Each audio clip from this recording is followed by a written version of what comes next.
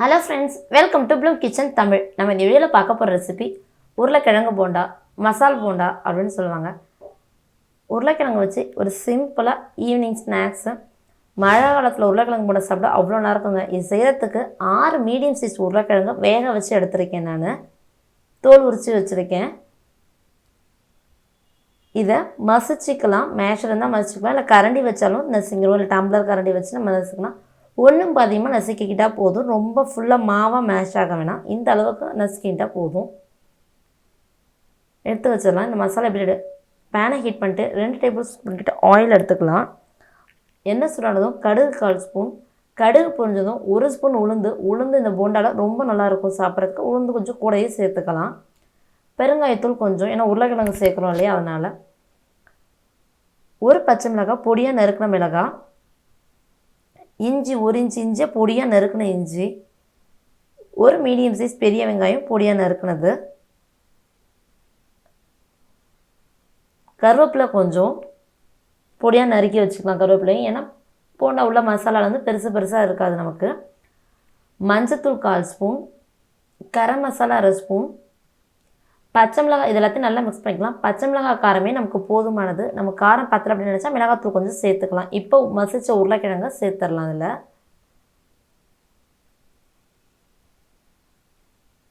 சேர்த்து நல்லா மிக்ஸ் பண்ணிக்கலாம். கொஞ்சம் நசுக்கி விட்டுட்டு சேர்த்துக்கலாம். நல்லா வெங்காயம், பச்சை மிளகாய், இஞ்சி எல்லாம் ஒரு சேர கலந்துடலாம். நல்லா கலந்து விட்டுலாம். இப்போ நல்லா கலந்தாச்சு. இப்போ கொத்தமல்லி இலை கொஞ்சம் பொடியாக நறுக்குனா கொத்தமல்லி இலை கொஞ்சம், தேவையான உப்பு. கிழங்குல உப்பு போடாமல் தான் வேக வச்சுக்கிறோம்னா இந்த அளவு உப்பு சேர்த்துக்கிறோம்.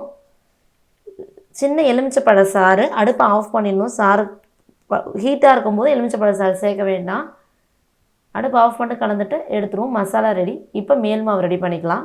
கடலை மாவு 1 கப், அரிசி மாவு 1/4 கப், இது கரெக்டான ரேஷியோ. மிளகாத்தூள் 1 ஸ்பூன், உப்பு 1/2 ஸ்பூன், 1/4 டீஸ்பூன் கிட்ட பேக்கிங் சோடா. நல்லா ஃபஸ்ட்டு எல்லாத்தையும் ஒரு சேர கலந்து விட்டுறலாம்.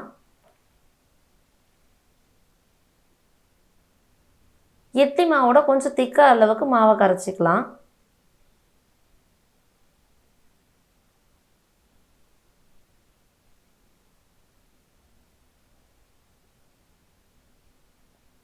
பாருங்க, மசாலாவை நம்ம சின்ன சின்ன உருண்டையாக உருட்டிக்கலாம். நமக்கு எந்த அளவுக்கு உருண்டை தேவையோ அந்த அளவுக்கு உருட்டிக்கலாம்.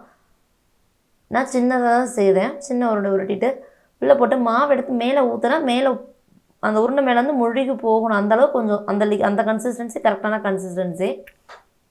எண்ணெய் நல்லா ஹீட் பண்ணிவிட்டு மீடியம் ஃப்ளேமில் வச்சு போட்டு பொரிச்சு எடுத்துக்கலாம். இங்கே பாருங்கள், எடுத்து மேலே போட்டால் மாவு எல்லா பக்கமும் இறங்கி வரும். அப்படியே எடுத்து ஓரமாக வச்சு எடுத்து போட்டுடலாம். அழகாக குண்டு குண்டாக சூப்பராக வந்துடும். இங்கே பாருங்கள் எப்படி இருக்கும். நல்ல ஒரு கோல்டன் ப்ரௌன் கலர் வரைக்கும் நல்லா வேக விடலாம். உள்ளே வெந்த மாவு தான்டா, ஒன்றும் ஆகாது. இவன் நல்லா கோல்டன் ப்ரௌன் வந்துருச்சு. இப்போ எடுத்துடலாம். நம்ம ஆலு போண்டா ரெடி ஆகிடுச்சு.